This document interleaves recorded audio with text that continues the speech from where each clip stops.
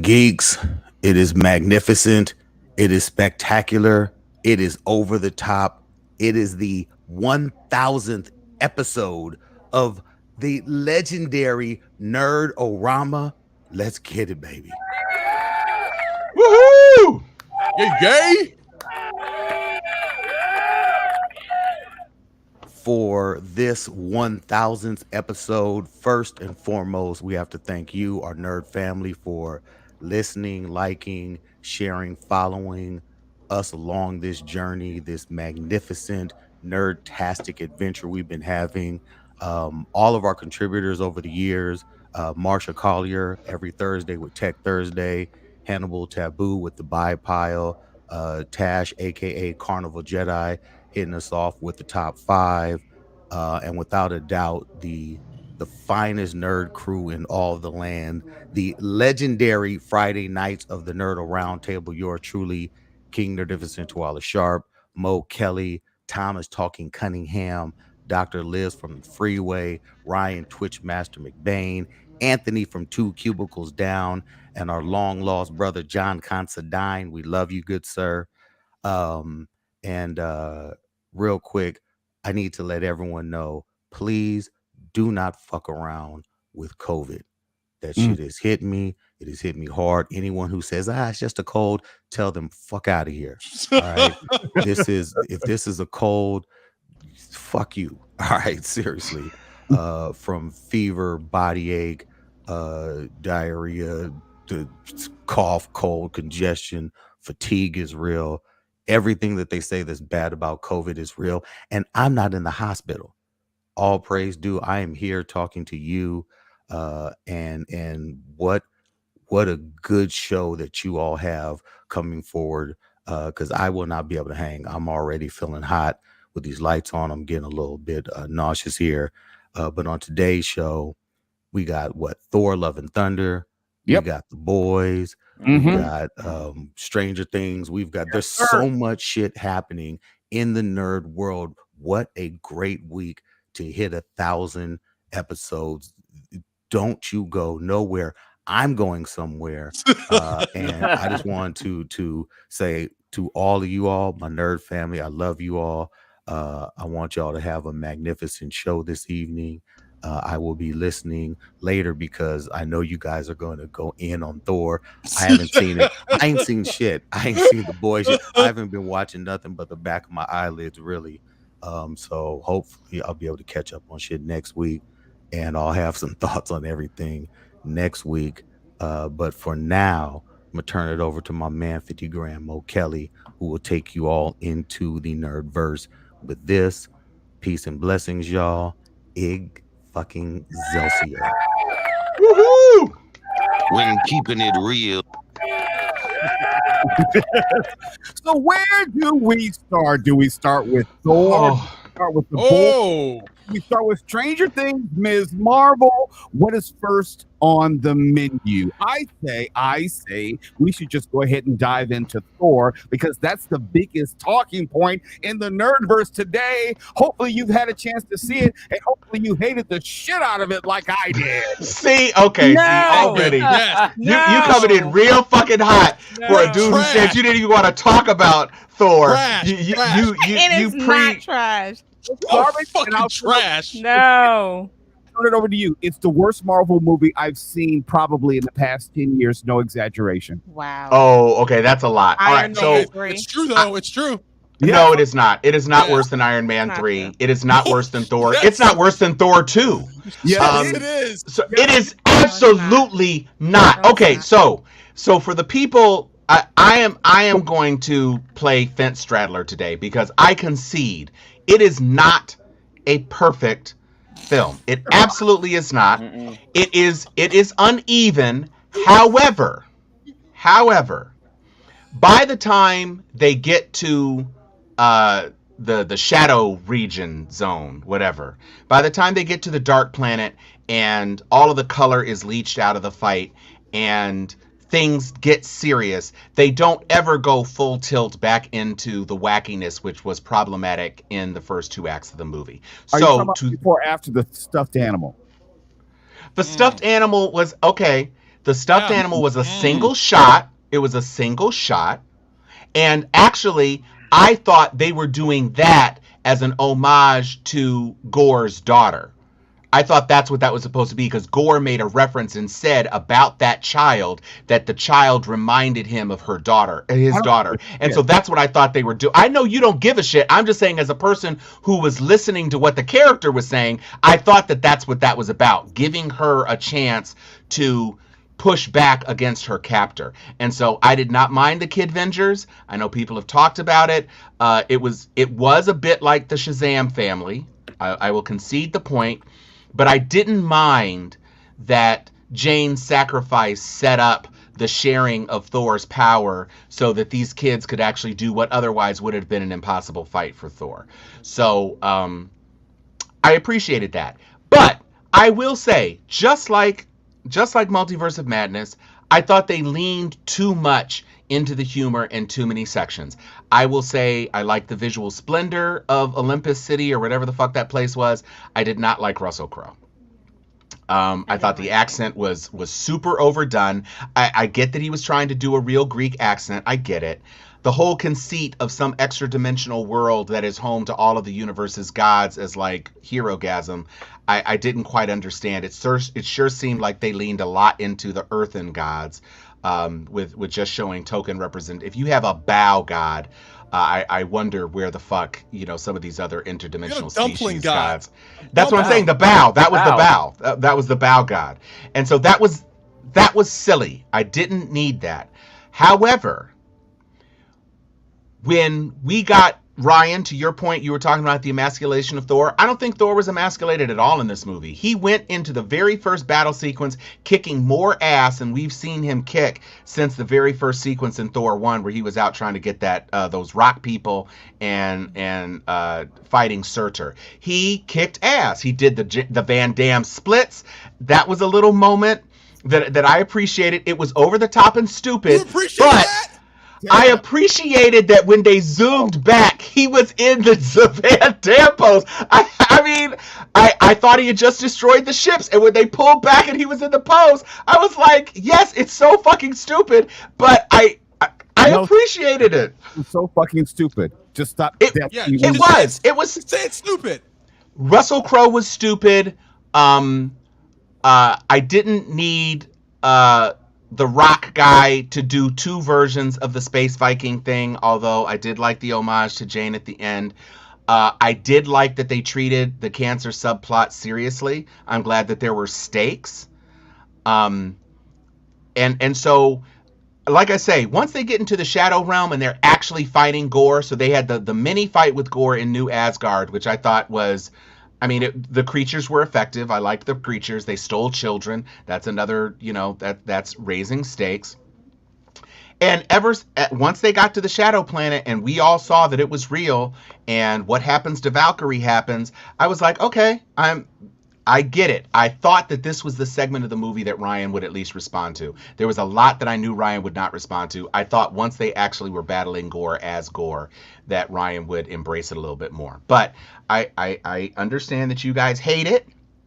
I don't understand the hate, but I hear you.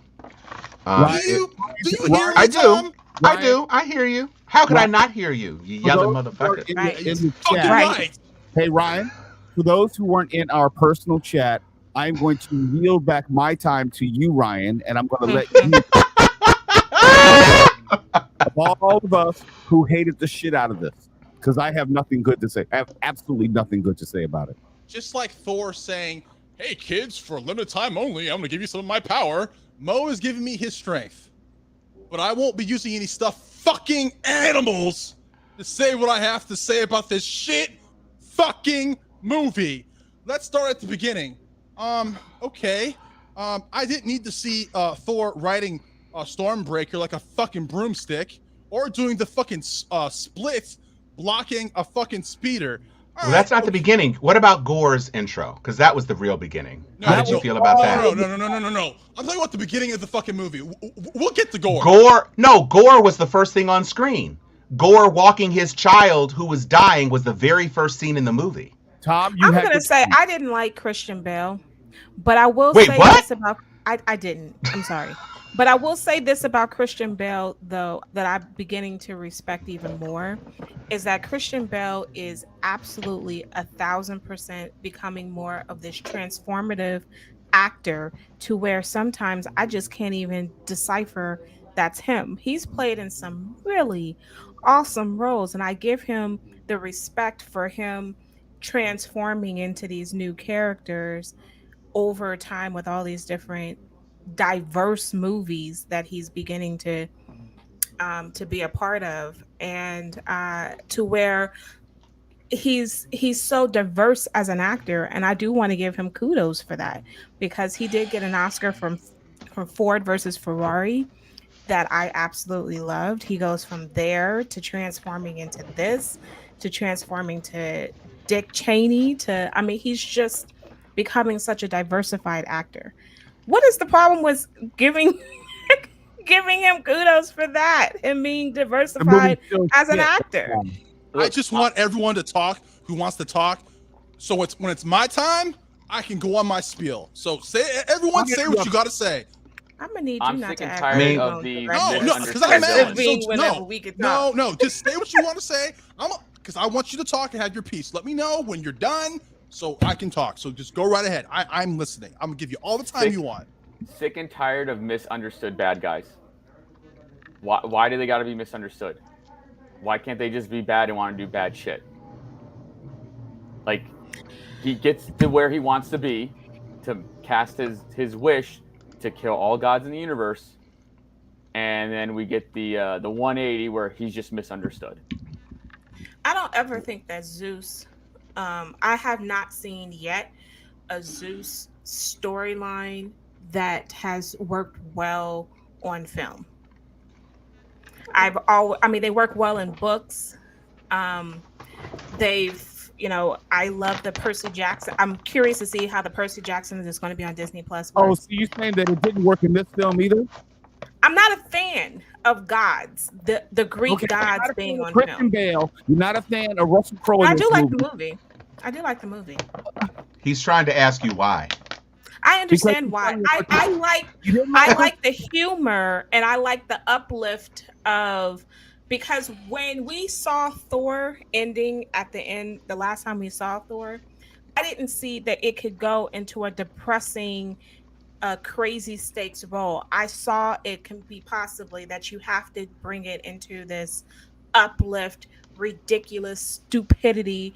And I also look at this film as it being the epitome of comic books. Comic books, there are some that are absolutely horrendously stupid.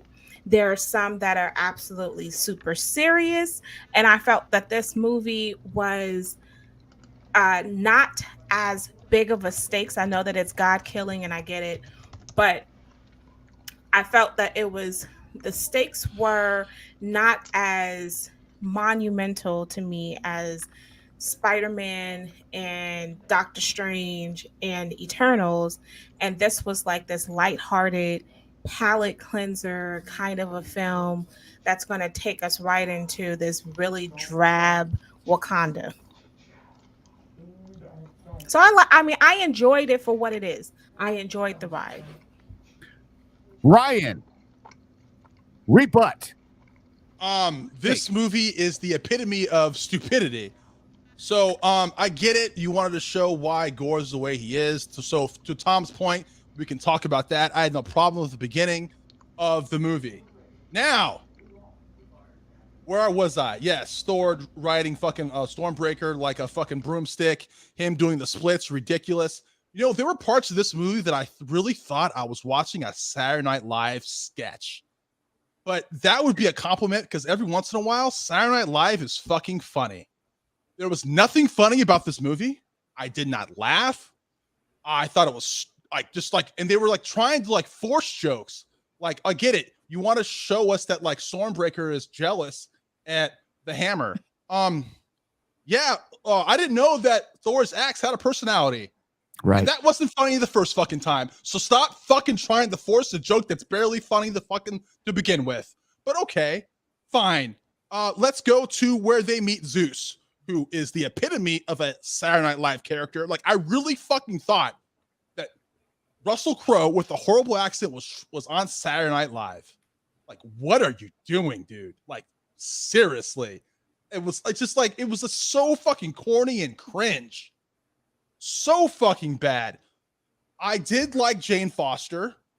I really like Natalie Portman. I wanted to see more of her becoming Mighty Thor for the first time. They did that all off camera. I kind of wanted to see more of that, but they didn't show it. Okay, I get it. You got to keep things moving, but that's a part of the movie, the story that had my interest, and they just rushed all the way through that shit. Annoying. Fine. The goats. Fuck the fucking goats. Loud as fuck. Annoying as hell. Not fucking funny. Like, nothing about this movie. Like, it got to the point with me when they were trying to be serious, I did not care because you were fucking off for like 75% of the goddamn movie. The movie just wasn't fucking funny. It just wasn't. And you know what? I'm just gonna get right to it because this movie has already stole my fucking money that I could use for my gas. So I'm not gonna let it occupy any more of my mind. Let's go to the point when Thor goes, "Hey, children." By the way, did you ever notice that Thor, when he's talking to the kids, trying to calm them down, he's always being a fucking jackass, was never fucking serious, trying to crack fucking jokes? This is supposed to be real fucking stakes. Kids' lives are at stake. But okay, whatever. We gotta be funny. So let's go to the point when Thor goes, "Hey, kids," and obviously I'm paraphrasing. "Hey, kids, for a limited time only, I'm going to give you some of my power." So we get to a point in the movie where a child who's smaller than fucking Princess Leia, holding a stuffed animal, is shooting lightning out of it. Tom, fuck you, Tom. Don't even shake your head at me. No, nobody's smaller than Princess Leia.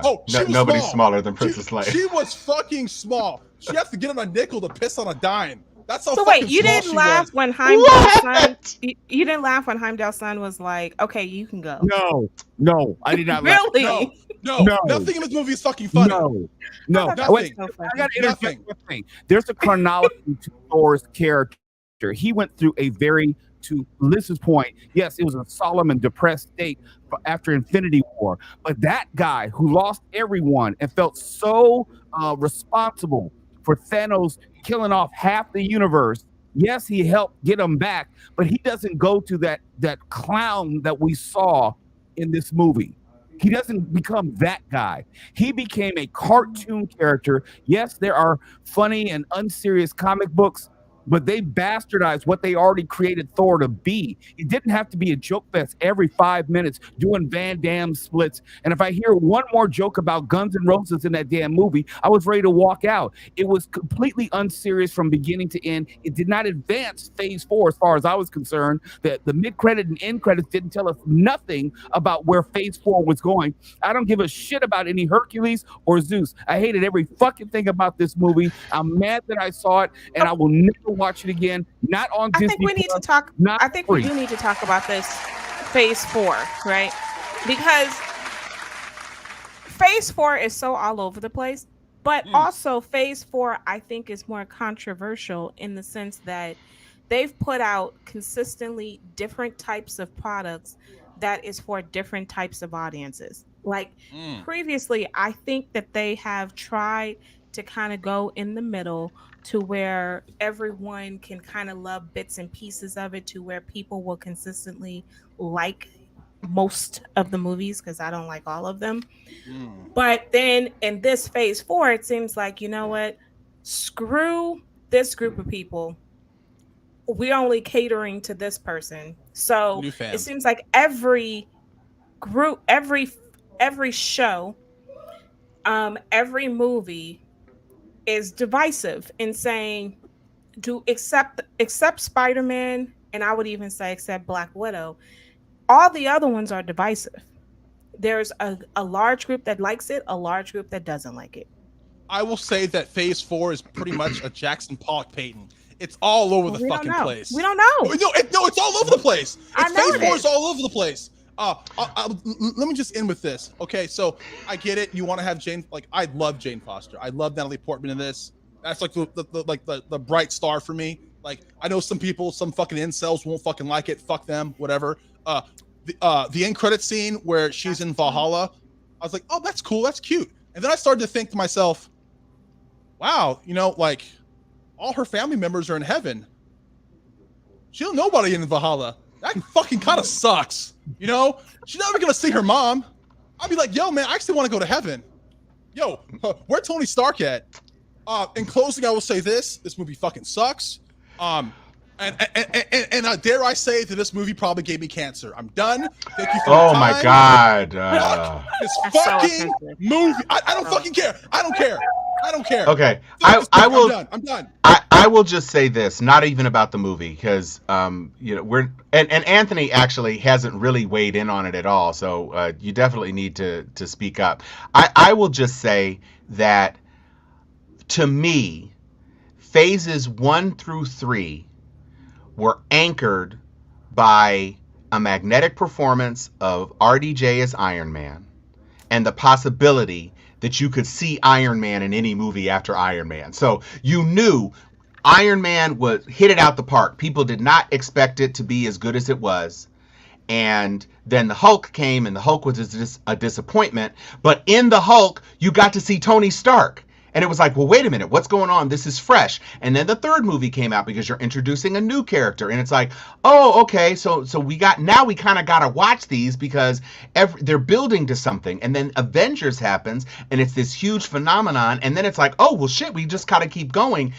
Now that Thanos has destroyed half the universe was brought back, and Thanos was about to destroy the universe again and completely start over from scratch, you kick us off with a dead character who can't possibly advance, a martial artist who isn't connected to anything else in the MCU. We don't even know when the fucking movie takes place. We just know that it had to be released. And then you kind of sort of tie it in with a post-credit sequence. Then you got the Eternals, out of time. 80% of the movie takes place in the past. And then we don't care about any of them. And at the end of the movie, half of them are gone. Yeah, don't care about them or don't like them. Then you come up with the first legitimate movie that feels like it was connected to Phase 3, which is No Way Home. And No Way Home has Doctor Strange, who is no Iron Man. Sorry, Benedict, you're not RDJ. They can't build the universe around Doctor Strange. And they can't build it around Tom Holland because they don't own Tom Holland, and Tom Holland is the next most charismatic person in the whole fucking universe who's still alive. So you got Black Panther, unfortunately. And you lost Black Panther. And you have Shang-Chi. Shang-Chi is... No, but I mean, he can't anchor it. You can't. He just can't. And so what you have is...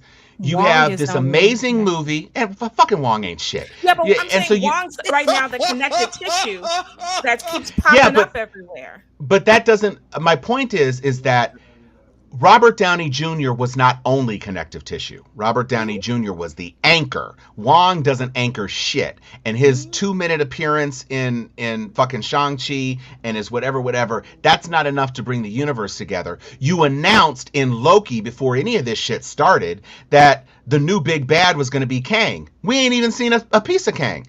A little bit. You think that you could have in either of the multiverse things, when they were going through those 27 dimensions in Multiverse of Madness, you could have had a dimension with a Kang head. You showed the fucking Living Tribunal, which nobody knew what the fuck it was and hasn't had any impact, despite the fact that in this Thor, you've now introduced Eternity. So you've got Celestials you've introduced, you've got the Living Tribunal that you've introduced, and you've got Eternity that you've introduced. Basically, and Ego. Basically, the only cosmic level threat that you haven't touched is Galactus, and we know that that's coming because of Fantastic Four. Phase 4 should have been, we're bringing our other properties into this universe. Right now, it's nothing. And so it's when you're caught up in the energy of, well, I've got to see this movie because it's going to tell me something about the next Infinity Stone, or something's going to happen that's leading to Thanos or whatever. Even with Ant-Man and the Wasp, which were the Ant-Man movies were more or less completely separate and apart, because its own self-contained movie had small stakes, it didn't feel like it was insulting to the rest of what was going on that had big stakes. This was a movie that had universe-wide stakes, and they spent too much time being funny as though it were only about some shit that was going to happen on Earth or happen on some planet that the Asgardians of the Galaxy were on. That is a very valid critique of this film. And I liked Ragnarok, and obviously audiences liked Ragnarok, which is why they kept with Waititi.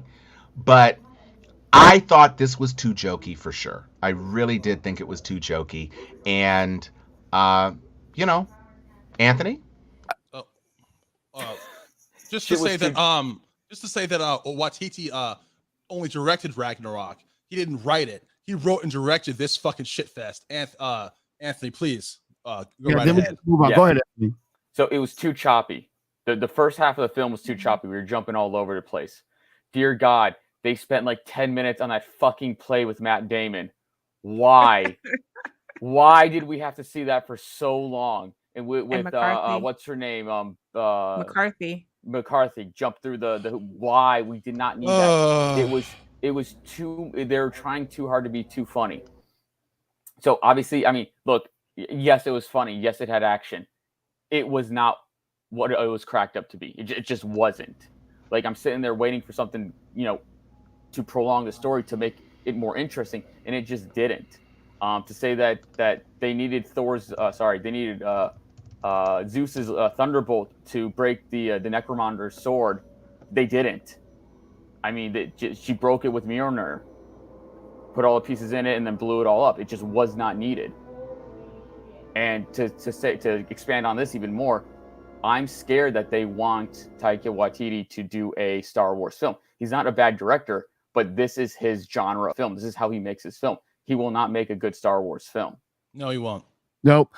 Want to acknowledge the audience real quick. Want to say hello to Susie Olson. Thanks for the Tuala shout out. Shaka Strong always is supporting us. Welcome, Alice Wheeler. Thank you so much for tuning in. She says Natalie Portman is such an amazing actor. Yes, she is. I think she's this good. Is she's punching below her weight here, but I'm not going to blame her for that. And Tom Reedy says hi, Mo, and everyone. And let's move this to maybe a palate cleanser. I think we all, for the most part, enjoyed The Boys. I love this season. I think it is, if Thor's punching below its weight, The Boys is really punching above its weight. It's doing a lot for not having as much of a budget, not as much promotion. All I can say is this: there are minor quibbles that I can make, but I am pleased with the way they ended season 3, and they escalated the tension for season 4, and the as far as what Homelander and Ryan, his son, are the hell that they're going to unleash in season 4. So I'm all in. I really enjoyed that. Like, this movie, but this show really touches on a lot of social issues. Like, remember when Trump said that he could kill a baby and people would still vote for him? Well, Homelander killed a dude in front of everybody in broad daylight, and people just shoot someone in the middle of Fifth Avenue. I don't know about killing a baby. Okay, close enough. I apologize. No, killing babies is a little bit different. Killing is killing, but he killed somebody in broad daylight, and no one gave. Everyone's just took the head off him. Yeah, took his head off him. Took his fucking head off. So there's so much to unpack here, because this show makes me grin and it brings so much joy to my life. I'm generally just happy watching this TV show. I just it's great. I love the writing. You can't stop laughing at their writing, and the way they deliver their lines is just superb. I can't remember the last time I saw a show that would take something as stupid as pizza rolls and make it use it as character development to kind of redeem Huey. The last time I saw something like that was when Butcher used the Spice Girls to bring the group back together, and used a great example of why they should stay as a group. I thought that Maeve should have died. She went out like a G. At least I thought she did. At the end, I love the fact that Huey redeemed himself and still was able to, quote unquote, save his girlfriend without using V or temp V. I really do like that. Soldier Boy, dude, the guy's such a fucking dick and so fucking funny. And I love the fact that he was basically just continuing what his dad did to him when he told Homelander, you're a fucking disappointment. The same thing his dad said to him. it was like a sickness, an illness, like he wanted to pass it down to his own son. I generally love this, and I love the vulgarity. It's not for everybody, but just the writing in general. And I love the fact that it ends on a cliffhanger and the stakes are raised. And I love that, like, you don't know where it's going to go. And it's just a great show. I just generally love it and makes me happy. I don't give a fuck what anybody else thinks. I think they got one more season at most, honestly. I'm hoping to. I'm hoping to. Well, see, I don't know that I need to, but I think that's a good handoff then to Stranger Things, because they had their season 4. And Tom and I think, are in agreement here. I think they could have wrapped it up in 4 seasons, and they left us on a cliffhanger when they could have tied everything up in this season. And now they unnecessarily, I think, making us wait for a 5th season. And I think we're going to get some filler episodes in there unnecessarily. Tom, what do you think? I think that I don't know that I'm going to be interested in seeing this in 2024. When you've introduced the big bad, every year, starting when season 1, you thought the Demogorgon was the big bad. And then we go into season 2 and it's the Mind Flayer that's the big bad. And then in season 3, it's Vecna that's the big bad. And then in season 4, it's Vecna that's the big bad. We've already seen the person that would become Vecna dispatched twice. One, Eleven did it when he was just an earthly human with mutant powers, and she sent him to the Upside Down. I did think it was interesting. We speculated on it on an earlier episode as to whether or not he was master of the Upside Down or if he was a tool of the Upside Down. And it turns out that he was the master of the Upside Down. The Upside Down was just a fucked up place, and he came in and with his powers manipulated things and started to control things. And so that was fine. I was perfectly happy to see that. But he was then defeated again. Once we thought that he wasn't defeated, but he was defeated. And then for some reason they decided that they had to kill Max.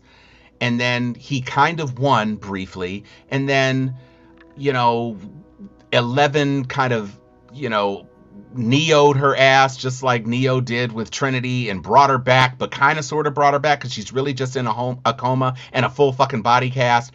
And then at the end of it, Vecna appears to have won again. It was confusing. And now in the new poster, it looks like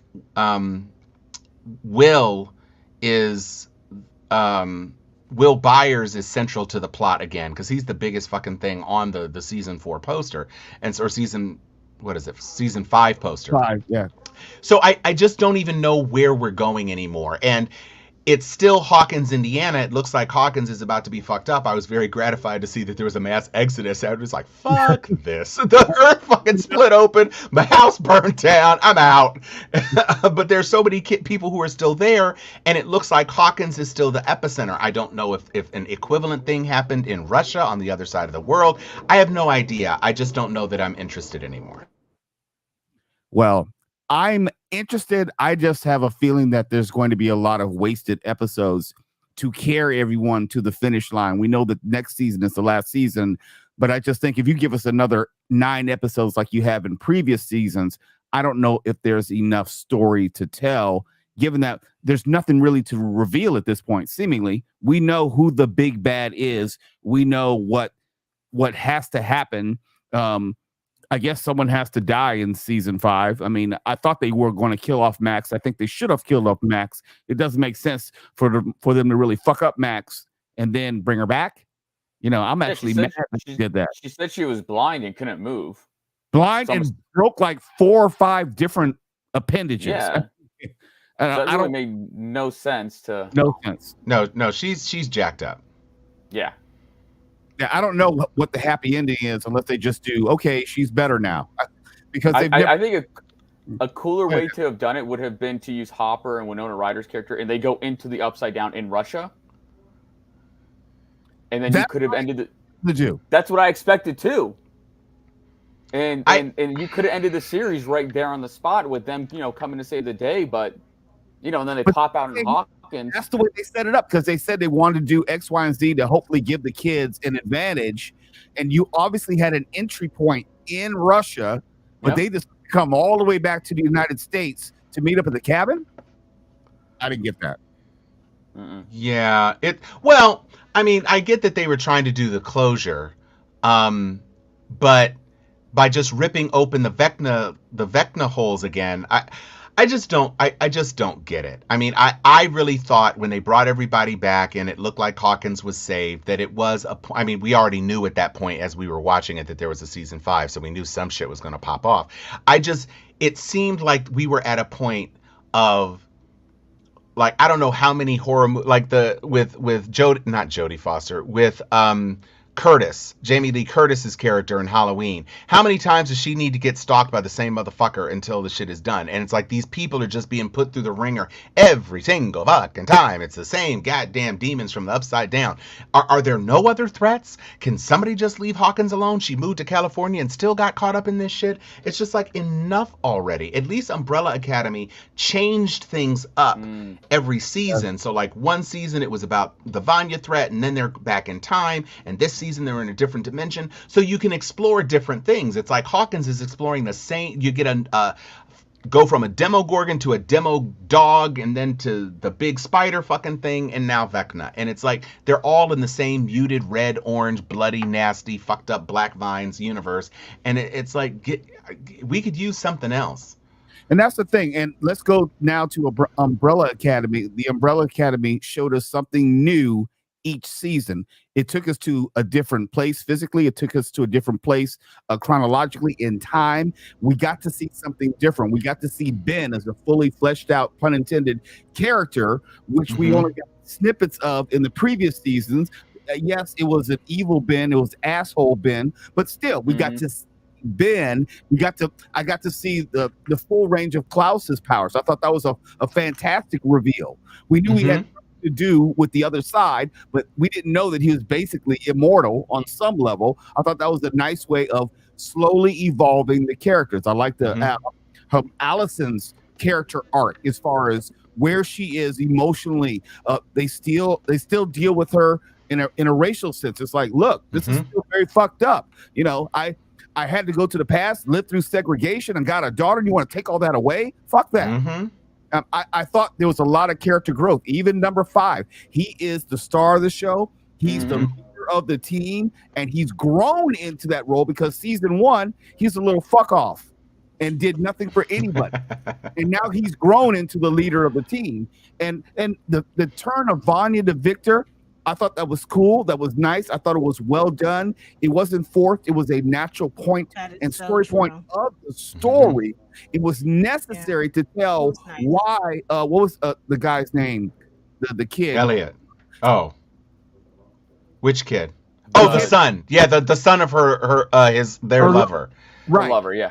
That was a necessary plot point to explain why he turned into who he turned into, and the ramifications of him going buck wild in the absence of his stepmother to be. Right. Yeah. It was. Look, I thought the first Umbrella Academy season, where it was so centered on the time, basically the time variance authority of the Umbrella season universe, I thought a lot of that was very confusing. I loved the actors who were playing those roles. I thought it was really neat. It was kind of shades of Fringe, a little bit of what would have become Loki. A little bit of X-Files, you know, with quirky characters, a little bit of yeah. I mean, it was very, I really liked that.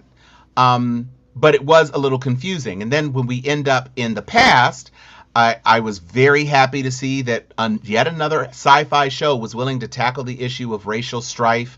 And as difficult as it is to watch on screen all the time, and there's a little touchback to Stranger Things that I'll reach to in this. It was good to see that part of history handled in a respectful way, and so that was enjoyable. And then when we get to this new season, teased at the end of the last season, that they have now upset the timeline, and their father Hargreaves actually selected a different group of people, with the exception of Ben, to be his new academy and call them the Sparrows, and they're a lot more fascist or whatever than the Umbrella Academy kids. Well structured, organized, and we got a completely different take. Another threat, another world-ending, universe-ending threat, which is kind of their thing, but it was a refreshing take, and so it's easy to jump into this. And actually, at the end of this, because they always end up putting these huge twists in at the end of each season, I'm actually interested, very interested in seeing what the fourth season is going to bring, because at the end of it, it looks like the universe reboot machine has turned at least Earth into kind of like a Hargreaves-opolis. So he's basically maybe Lex Luthor in this timeline finally. Right. I thought it was, I agree, Mo, that I thought how they dealt with the transition was so good. And it allowed, because my my daughter is in love with this show. And she has watched Umbrella Academy all seasons repeatedly. And so she can tell you how each character came back from what episode, what season, and I thought that they did a really good job at integrating the older characters that you absolutely have forgot about, that were tossaways from season 1 back into the show. And then I also enjoyed that transition, because then to have to, it wasn't a topic that I had to spend time on talking with my daughter about, because the show did it in a nice way and a respectful way, to where it wasn't like a oh my gosh, all of a sudden she, that she is no longer, and they did the pronouns correctly by how no one, it's the first episode where you get the her, and then we automatically are now going with the correct pronoun of he. And I thought that was a really nice move, to where it didn't seem like it was a big deal. And it was just natural. Yeah. And cool. I liked, to Tom's point, where they're always having these world-ending events, they're self-aware. And 5 basically says every time we try to save the world, we end up having to save the world over something else we did. Now have another threat that we have to do something to save the world. And I like how it ends where they said maybe this time we don't save the world. Right. And they have to think about whether or not saving the world is the thing that they should be doing.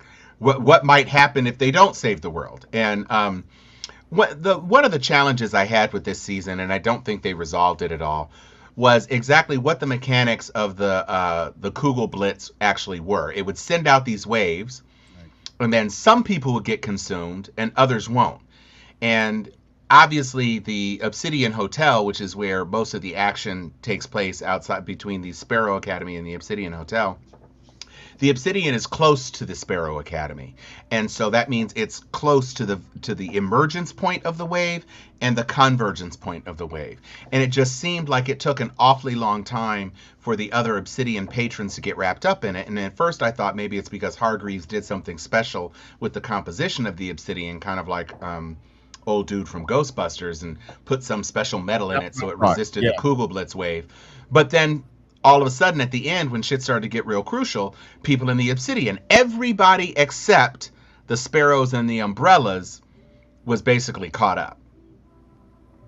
And once we get to the end, all of the remaining people who are still alive at that point, and newsflash, all the Sparrows don't make it to that point. But I was half expecting that there was going to be some explanation, like the juice, the particles, the dust that went into the superpowered people was somehow protecting them from the Kugelblitz, although the Kugelblitz appeared to be completely unrelated to their powers, unlike, Vanya Victor's previous seasons. But it took Marcus immediately. He was the first to go.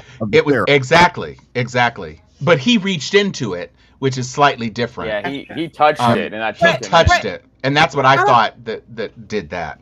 I think I'm going to be in the minority here. I felt it was getting a little long in the tooth when it came to what is happening. Like, are we going to finally get to the end point? And I was like, are we about to do 10 episodes of discussion and fighting about this inward fighting? Like, I was getting annoyed. So I was kind of cool with episode 9 and 10. It got me back into it, that it kind of summed up and moved it a little bit faster for me in 9 and 10. But I know that by episode 6, 7, and 8, I was dragging a bit because I was like, oh my gosh, how many more episodes do I have? And this is going to be the same plot line. I think the funny thing about this season was that the Sparrows were all obsessive over the Umbrella Academy, and the Umbrella Academy was just like, yeah, nothing about it. They just they didn't even worry themselves about Sparrow, and Sparrow was like plotting against them and this and that, and Umbrella just didn't do a thing. They were happy not to have the responsibility, bro. Yeah, they were like, that was the funny thing about it. Y'all guys love this shit. Let us kick it. It's all yours. Bye. It's like, have fun. And then Sparrow's, number 2, Ben was just like, oh no, we got to do this. We got to plot that against them. And Umbrella's not doing shit. They're living it up in Obsidian and just doing their thing. And one of the funniest lines was when Sparrow's Hargreaves is like, oh no, they're the screw-ups, yet somehow they've saved the universe twice already. Like just putting them on blast, like, oh no, this crew over here saved the universe twice already, but they're the screw-ups. But that was always Hargreaves' negative reinforcement. Yeah. They were never good enough. They were never worthy of his love. And I appreciated actually the wedding scene where he gave that fucked up speech, where it's like you at least saw just a little bit of a character arc in Hargreaves. But we're going to keep it moving. Ms. Marvel, Liz, are you still all in? Oh, I'm beyond in.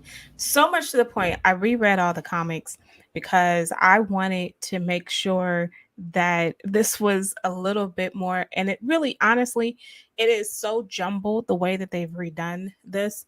So, which I'm not even, I have zero problems with, no qualms against it. I thought that they do a better job in some aspects of the comics because sometimes the comic books, especially like this episode where they talk more about Pakistan's history with India, and that's kind of thrown into the comic book. They don't do anything with it. And so I just feel like this episode is this is another example to me of how the MCU is really focused on, they'll piss off a group and they don't care if they're pissing off a group. And then other people are going to absolutely love it. And they're leaning into it. And I hate to circle back, but did you notice that Miss Marvel was also in the Marvel for Thor? She was in the ensemble part of it. And I was like, they really are leaning in to Miss Marvel. And I have no idea where this, because this is about to end. Another one have no idea where this is going. Now, see, let me jump in on that. One more episode. I think this is a series which actually needed 9. I think they needed a little bit of exposition or story development because I'm worried that it's going to seem rushed. I think I know where they're going, but I know that they're not there yet. And so unless they have a Stranger Things like 3-hour episode, I feel like it's going to be very rushed. Go ahead, Tom. I think that I'd be very happy to see a season 2 of this. Mm-hmm. I would not mind following this character. Obviously, what is going to happen between her and Kamran is not going to be resolved completely by Wednesday. It just isn't. And so my feeling is that this is going to look very strongly to the Marvels. I think we kind of at this point, I think we have to see some sort of integration with the broader universe with some sort of cameo. I'm not counting on it, but it certainly does. Sorry, it certainly does seem appropriate. And I guess this series is out Wakanda-ing Black Panther. Because they're showing us actual history. They are out Falcon and the Winter Soldier, Captain America and the Winter Soldier. They're out blacking that series because again, Isaiah Bradley is a pretend twist on history. They spent 40 minutes talking about the history of the goddamn Pakistan-India separation, the partition. Like just pure partition politics with a little bit of the, oh, this is the grandma. That's it. Like, it was really about that, schooling people. And it was great to see Wakanda and see a positive representation of black people in Africa, but that's pretend. They went into the partition of Pakistan and India, and it has been a thread that has been running through the whole thing. And as far as, you know, one of the things that I like is different about the comic books is that making them a part of clandestine, you don't have to worry about interconnectivity with anything else. You don't have to worry about making some backdoor connection to Black Bolt now that Black Bolt is in it. You don't have to create a whole separate mythology about Inhumans and explain it and da-da-da-da-da. You just completely divorce her from it. The cultural shift and the cultural challenges she faces as a young Pakistani woman, a Muslim, all of those sorts of things are preserved. The only thing that's really different is that her powers are different and that she's not an Inhuman. And I'm perfectly fine with that. The comic books and film and TV are different media. And you don't have to exactly mimic it if you get it right on the tone and the message and the character truth, to me. Well, and I think they're killing the game with this. The bangle is in the comics. So it wasn't as if the bangle just didn't exist and they just created this bangle. It did have some significance. It didn't have magical powers, true, but it did have some significance to their culture and to her family. So that part of it is still true. I agree. This I still feel that this is also another divisive show. I disagree. When you say divisive, I don't think history in and of itself should be considered divisive. I don't think a show which features a specific group of people should be considered divisive. Now, if other people get their ass on their shoulders or they don't like seeing brown people on the screen, that's not my fucking problem. And I don't care. But just because you have brown people on the screen and it doesn't cater to wider America, WIDER, it doesn't mean that it's inherently divisive. And unfortunately, sometimes I think we fall in that trap because if it doesn't cater to the larger population, they think like they're trying to separate us or divide us or it's offensive to people. Fuck out of here. I reject that. I know you're not saying that, Liz. I'm just saying. I hate it when people do something, try to do something different, and they go like, "Oh, you're trying to be woke." No, motherfucker. Representation matters. Right. Okay? And I love the music choice. I love the art that is in it, the bright colors. Like, it's just an homage of representation that is just beautiful to watch. I think the main problem with people today is like they always want to see their reflection when they're watching a show. Sometimes you're going to get all that. Sometimes you can be educated, motherfuckers. All right. Including their politics. I was arguing with folks today about The Boys. Like, oh, it's getting too woke. There's too much politics. One, y'all, look, it's a TV show, and I think America has this insecurity where if their politics or if their vision of America, what it looks like, is not reflected in every single fucking show, then there's something wrong with it. Or it's something like, well, it's catering to this part of life. Well, maybe it is. It's okay. Not everything has to be about you, for you, or represent you, or sound like you. It doesn't have to be. Right. There's plenty of shows like that. But let's be clear. The Boys as a comic book was chock-a-block with politics. Garth Ennis is an Irish writer. I mean, let's be clear. Just like V for Vendetta was a political comic book. Comic books have never shied away from politics. And the simple point of fact is that if you are feeling a way because Homelander represents fascism and is embraced by a Trump-like crowd of people who just watched him blow somebody's head off and then start cheering because wearing red. MM's stepdad actually started the chant. I don't know if you all noticed that. Oh, yeah. A guy who was defending Homelander to MM's daughter just watched a father get his head blown off by this guy's hero, and his first inclination when everybody else is stunned to silence is to start cheering so that people get back on Homelander's side. So that's clearly something that's going to come to a head in oh wow. Yeah, pun come intended to on a that head one. in, Good, that was in good. season That 4. was good, Tom. Tom, that was good, Tom. That was good. I'm gonna give you some for that, Tom. But So let's not forget. go though, ahead. When it comes to MM, let's be real though. His shirt game is strong. His Yeah. shirt Oh, yeah, game he's doing is a lot. strong. Oh man, and Yeah. when I saw that Tupac shirt, I was like, okay, I see you, bro. I see you. You know, he's flexing literally throughout the season with the recognition of the music choices. So he's doing a lot. I mean, that's one of the more. It's nice that they've given him some room to breathe this season with the whole his seething hatred, because we've been driven by Butcher's hatred of Homelander. Because of what he's done, but MM and Soldier Boy brought a new dimension to it and gave him kind of equal time and showed him how he began to mature and say, fuck you, Butcher, I've got my shit I need to do. It's not just about what you need to do. Well, when he and tells I him can't that, believe what you've done. Yeah, exactly. when he tells him, like, why do you get your revenge? When he tells Right. him that to Butcher, like, why do you get yours and I can't get mine? Right. To that point, one of my favorite scenes in this whole series is when he's talking to Starlight and goes, how come every time white people lose their mind, no one gives a fuck? But when black people fucking want to act up, they get, oh, you got to be complacent. I was like, Right. bruh, you fucking read my mind. All right, we're running out of time here, so let's go down the line on this 1,000th 1,000. episode of Nerd-O-Rama. Anthony, what are you watching?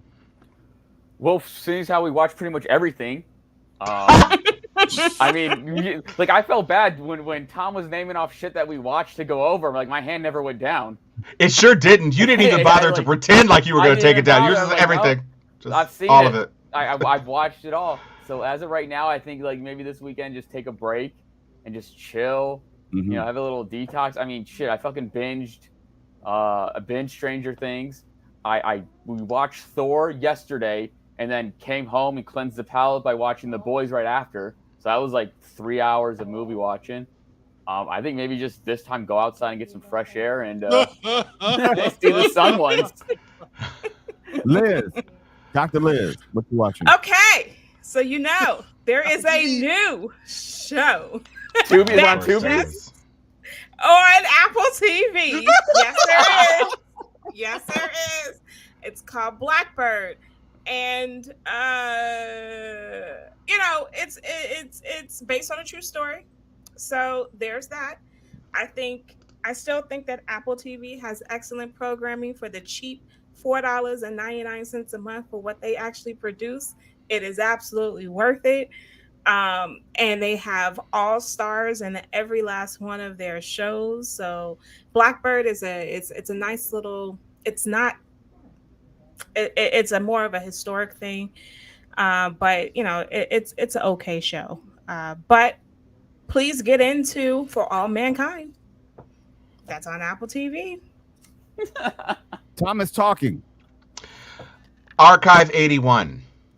So that's one thing we didn't bring up. It is a Netflix show. It stars Mamadou Ati from, among other things, Uncorked, and also Jurassic World Dominion was his latest big thing. And this is an 8-episode series, very freaky.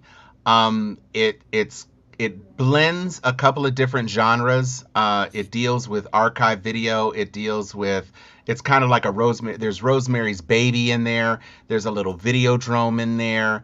It's kind of Blair Witch because it deals with archived videotapes that show creepy shit. But it's very psychological. You don't know what's going on. Things are changing. You're not sure what's real. You're not sure what's fantasy. And it ends on a horrible cliffhanger, and since there is not a season 2, it's just going to forever be kind of like this thing unless somebody decides that they want to try to pick it up and continue it. But it's a worthy binge if you're looking for something to fill that sci-fi area. And then I'm going to jump into the Paramount Plus series Strange New Worlds, which is their Star Trek pre-boot with Anson, the guy who's Black Bolt. He is the Pike character who predates Kirk. And so does he have his mouth? He does, because this is pre-Inquisition by those people. So it was everything the Enterprise was supposed to be doing. Before James Tiberius Kirk stepped onto the bridge. And that's what I'm watching. Ryan, I've been watching Orville. It's a lot more serious in the past 2 seasons. I just figured because this is probably gonna be the last season. I like it. I don't take it seriously. It's funny. I finally finished Young Justice on HBO. I liked it. I really, honestly, I didn't know how much I would love the little black kid who had autism. I fucking loved that. I love that representation. I just thought it was really cool. I love how they're like they don't give a fuck. They're just giving everyone their time. They're just like giving love to every type of like group. I really liked it. But that's pretty much it. For me, I'm watching The Terminal List on Amazon Prime. I'm actually liking it a lot more than I thought. I thought at first this would probably be a good movie, but not a good series. But they're keeping it moving. Each episode so far, I think I'm like on episode 4, has a reason to be there. They're not just stringing this out.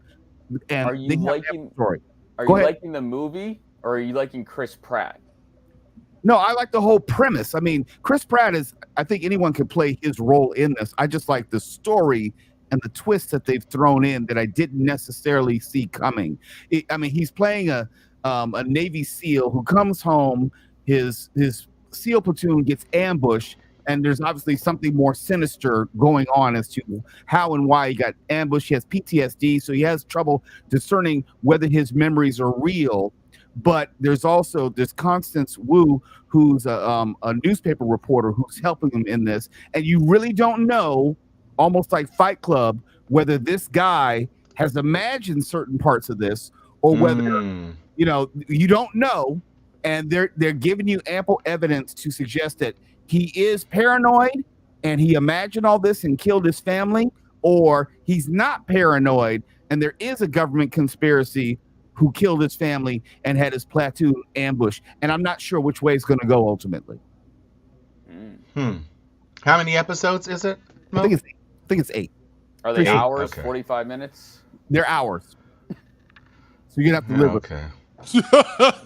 I'm gonna have to keep a little cat face on a stick so I can hold it up in front of Chris Pratt whenever he's on screen. What is wrong with Chris Pratt? I hate Chris Pratt so much. I hate Chris Pratt. I hate Chris Pratt so much that I wish Ryan's Iron Fist would be his proctologist. Okay, here's the thing though. Eventually we're gonna get fucking Star-Lord and Iron Fist together. It's gonna be Guardians of the Fist. It's gonna happen, Playboy. All right. That is gonna be a supernova of hate that will burn the flesh off of your face when I direct that energy towards you.